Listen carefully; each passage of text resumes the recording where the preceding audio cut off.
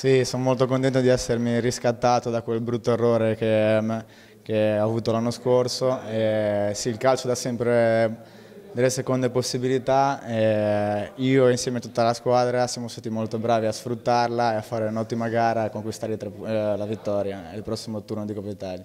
In un'estate nella quale si è parlato molto di più di sentenze e tribunali piuttosto che di calcio giocato, l'Entella coglie un risultato storico e approda per la prima volta nella sua storia ai 16esimi di finale di Coppa Italia Team Cup, dove dopo 47 anni se la vedrà contro il Genoa a Luigi Ferraris di Genova.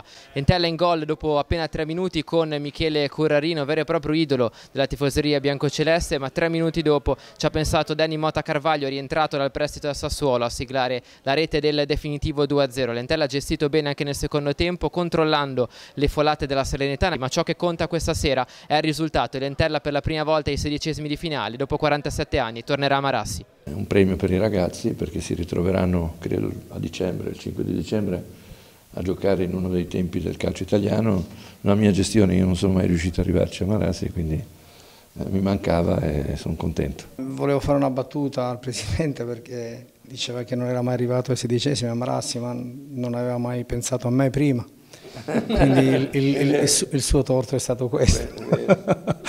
No, a parte le battute, no, approccio buono, la squadra mi piace perché è coraggiosa, rischiamo anche qualcosa ma dobbiamo farlo.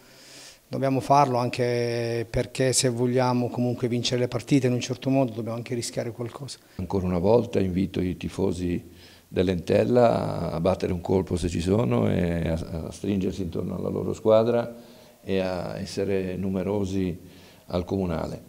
Perché penso che meriti, penso che quest'anno sia un anno in cui l'Entella divertirà.